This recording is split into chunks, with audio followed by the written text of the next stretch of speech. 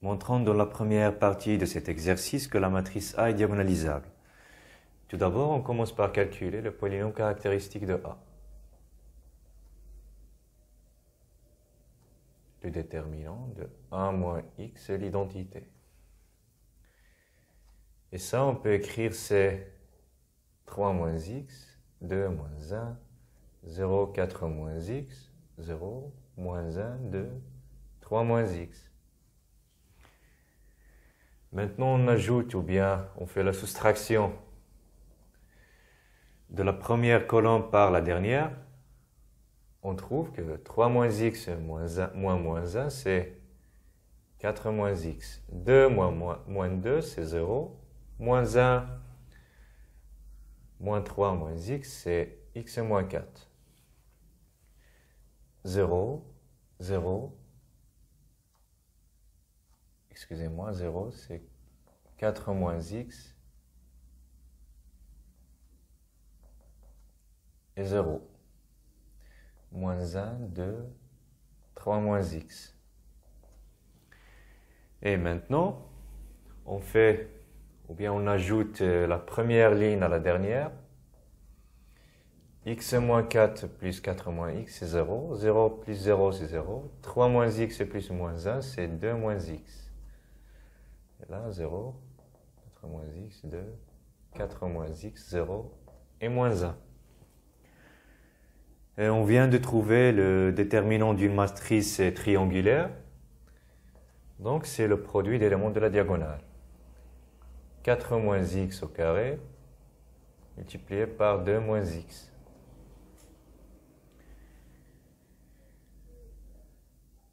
Maintenant, on en déduit que le spectre de A est égal à 2 et 4. Maintenant, on va déterminer les sous-espaces propres associés. Calculons tout d'abord le sous-espace propre associé à la valeur propre de.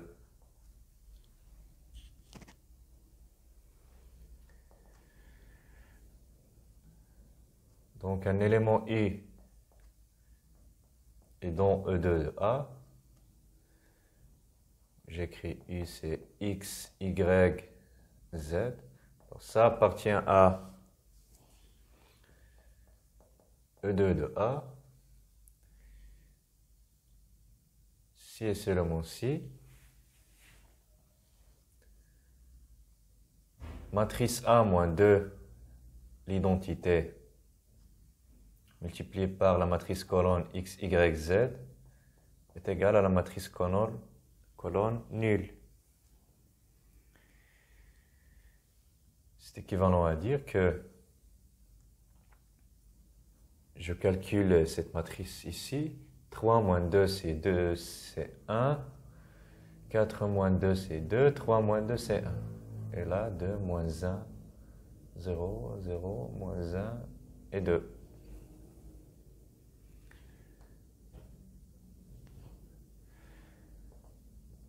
Surmultiplié par x, y, z est égal au vecteur nul.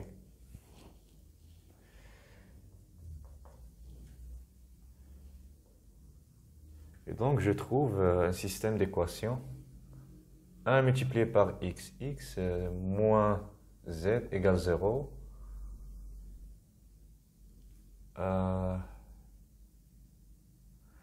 2 multiplié par x plus 2 y plus 2z est égal à 0. 1 moins x moins z, moins x, excusez-moi, plus z est égal à 0. En résolvant le système, on trouve que x est égal à z, y est égal à moins 2z,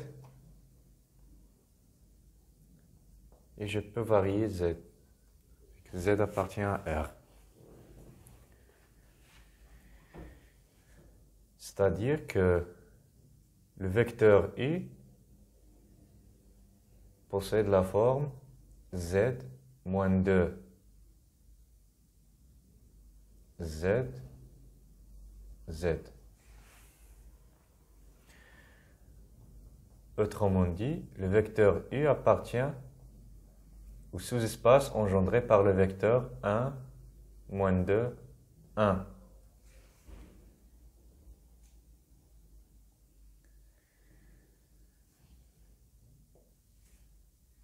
D'où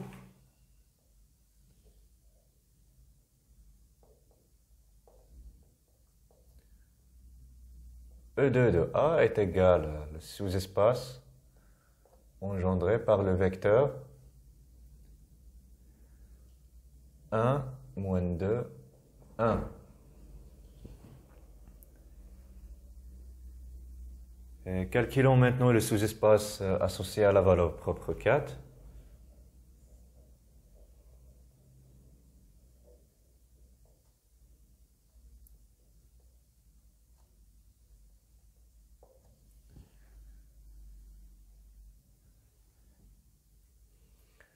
Alors un vecteur U est dans E4, par définition. La matrice A moins 4 identités multipliées par x, y, z est égale au vecteur nul.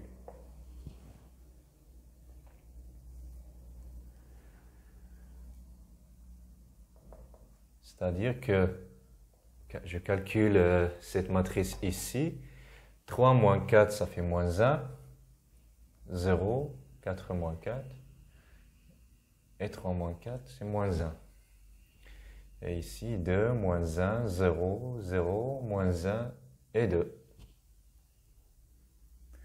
Bien sûr, ça est multiplié par x, y, z est égal à 0, 0, 0. Je trouve le système d'équations moins x moins z égale 0. 2y plus, excusez-moi, 2x plus 2z égale à 0. Moins z moins x moins z égale à 0. Et ça, c'est équivalent à dire que x est égal à moins z et y quelconque. C'est-à-dire, le vecteur u possède la forme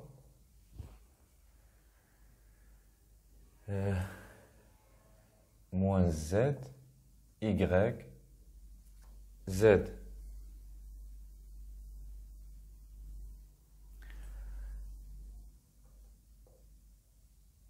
Où y et z sont quelconques.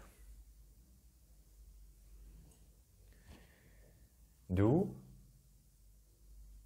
ou bien ça c'est équivalent à dire à U appartient au sous-espace propre engendré par les deux vecteurs moins 1, 0, 1.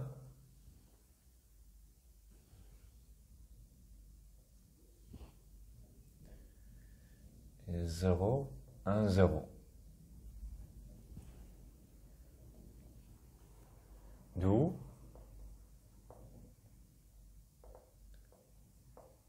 E4 de A est égal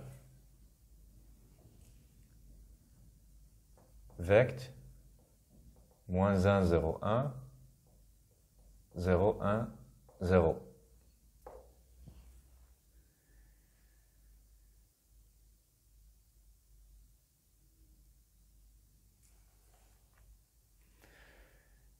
Maintenant, on a trouvé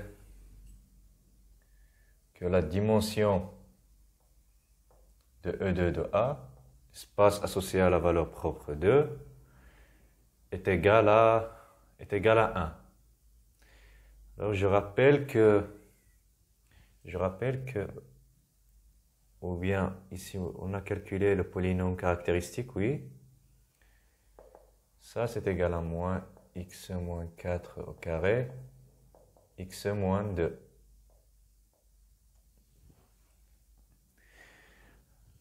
Donc ça, c'est égal à 1, qui est la multiplicité de la solution 2, ou bien la racine 2 dans le polynôme caractéristique.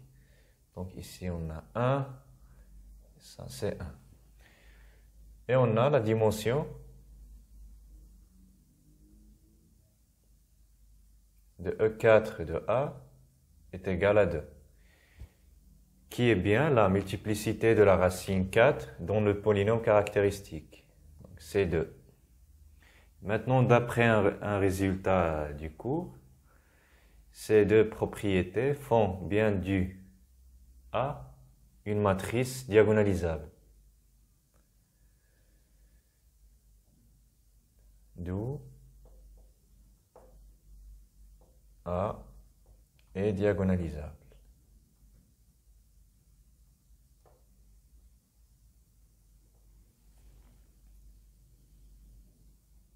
Cherchons maintenant les matrices P et D. Tout d'abord, on considère B' l'ensemble formé par les vecteurs propres qu'on a trouvés dans la partie précédente. Le premier vecteur, c'est le premier vecteur associé à la valeur propre 2. Et les autres sont les vecteurs propres associés à la valeur propre 4. On a bien B' est une base de R3. Maintenant, si on pose D est égal à la matrice de A dans B' et P est égal à la matrice de passage de B dans B', c'est-à-dire, ou bien B c'est la base canonique, la base ou bien la base standard. Alors, d'après la formule du changement de base, on a A est égal à P multiplié par D, P moins 1. Ou bien P, j'écris P, c'est 1 moins 2, 1, moins 1, 0, 1, 0, 1, 0. Je commence maintenant D. Je commence par le premier vecteur, c'est le vecteur associé à la valeur propre 2. Donc 2, 0, 0. Et dans les autres colonnes, j'écris 0, 4, 0, 0, 0, 4. Bien sûr, multiplié par l'inverse de cette matrice ici. 1, moins 2, 1, moins 1, 0, 1, 0, 1, 0. Calculons finalement A à la puissance n pour tout entier naturel n. A à la puissance 0, c'est I3, c'est l'identité. Et A à la puissance 1, c'est A. Maintenant, si je veux calculer par exemple la matrice A au carré, alors A au carré est égal, je remplace A par l'expression PD P-1, alors ça c'est PD P-1 au carré, c'est-à-dire que c'est PD P-1 multiplié par PD P-1. J'enlève les parenthèses, je trouve que c'est PD P-1, P, D, P-1. P-1 multiplié par P, c'est l'identité. Donc c'est P, D, I3, P, excusez-moi, D, P-1. Et ça, c'est exactement P, D au carré, P-1.